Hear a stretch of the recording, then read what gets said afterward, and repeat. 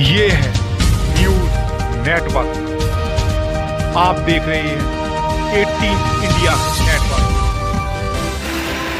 नमस्कार, आप देख रहे हैं 18 इंडिया नेटवर्क पर अपने शहर की खबर। दरअसल आपको बता दें कि न्याय के लिए दर दर भटक रहा है विकलांग व्यक्ति और इसकी बूढ़ी मां अपनी और अपने विकलांग बेटे की जान की सलामती के लिए अधिकारियों से न्याय की मांग कर रहे हैं। इन्हें आश्वासन तो मिलता है लेकिन न्याय नहीं। संदीप नाम का यह व्यक्ति जो कि दोनों पैरों से विकलांग थे, 2017 में विजेता सक्सेना डॉली नाम की युवती से इनका विवाह होता है। विवाह के 6 महीने बाद संदीप को पता चलता है कि डॉली पहले से ही शादीशुदा है। जब डॉली की यह करतूत उसके घर वालों के सामने आती है तब वह घर वालों पर दबाव बनाने लगती है। अगर यह बात किसी को बताई तो तुम्हारी माँ को जान से मरवा देंगे।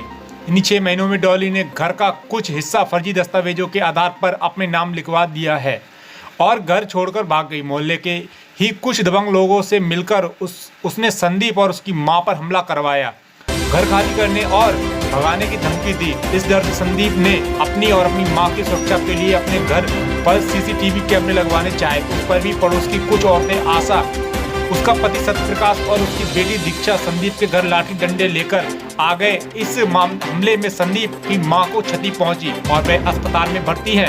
संदीप कई बार अधिकारियों के दरवाजे खटखटा चुका है लेकिन उसे आश्वासन तो मिला लेकिन न्याय नहीं।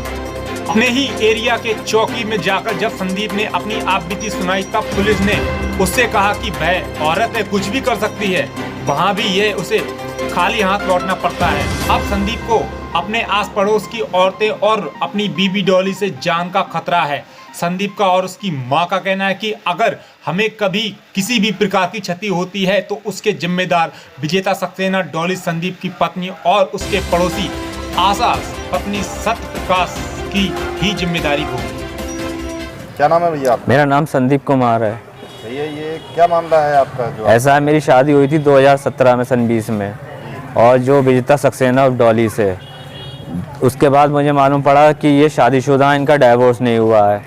जब मैंने इनसे कहा तो इन्होंने झगड़ा वगड़ा करना शुरू कर दिया मेरे माता पिताओं से, और इस हादसे में मेरे फादर की डेथ हो गई और मेरी माँ को दिल का सदमा हुआ, उनके पेज मेकर पड़ा। उसके बाद इन्होंने ये शुरू कर दिया कि हमारे नाम में मकान करो और बैंक अकाउंट का खाते हैं वो भी सब करो, वरना तुम्हारे संग नहीं रहूँगी, तुम जैसे अपाइज के संग, लंगड़े के संग अपना ज़िंदगी नहीं बिताना चाहती हूँ मैं।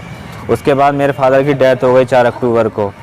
उसके बाद क्या कहते हैं, इन्होंने गंदी गंदी गालियाँ, घर में कलेशबाजियाँ शुरू कर दी और इनके संग साथियों से बोली तुम्हें लांछनों में फंसवा दूंगी, तुम्हारी माँ को, तुम्हें जो आशा सक्सेना और दीक्षा भटनागर, सत्यप्रकाश भटनागर, ये 10 मई को भी मेरे हम आए मारपीट करने। कौन है ये लोग? ये इनके मिलने वाले हैं, बहुत वफादार हैं, इनके गांधीनगर में, इनके घर के पास ही रहते हैं। कान नहीं करेगा। मैंने क्या कहा, थाना प्रेम नगर गया मैं, थाना प्रेम नगर में चक्कर काटे तो दरोगा जी ने यही कह दिया, हमारे चौकी इंचार्ज जी ने, वो औरत है, वो कुछ भी कर सकती है, वो उसका मन है, वो कुछ भी करे, आप उसको नहीं रोक सकते हैं। और कहाँ फिर मैं उसके बाद क्या कहते हैं, मैं DIG, IG, यहाँ तक कि मुख्यमंत्री तक के पोर्टल पे मैंने डाला। क्या आश्वासन मिला वहाँ से आपको? वहाँ से बस आते थे, क्या कहते हैं, थाना प्रेम नगर आ जाता था तो बस ये कहते थे, क्या कहते हैं, कुछ नहीं होगा तुम्हारा, ये औरत है, कुछ भी कर सकती है। पिछली 18 अक्टूबर को सुबह 7 बजे दीक्षा भटनागर, सत्यप्रकाश भटनागर और आशा भटनागर और डॉली मेरे दरवाजे पे डंडे लाठी लेके आ गई, बोली बाहर निकलो, आज तुम लोगों को जान से ही मार देंगे। तो मैं डर के मारे बाहर नहीं निकला क्योंकि मेरी माँ बीमार थी इसलिए। उसके बाद मैंने SP साहब के यहाँ गया, मिला, लेकिन उसके बाद भी कोई कार्रवाई नहीं हुई है और ये बुरी तरीके से गालियाँ बकती हैं। और मेरे घर कोई भी अगर देखने आएगा तो उसकी वीडियो बनाई जाएगी और ये कहती हैं कपड़े फाड़ लेंगे, तुम्हारे जो भी आएगा झूठे इल्ज़ाम लगा दिए जाएंगे। मुझे इनसे बहुत खतरा है, इन लोगों से जान माल का।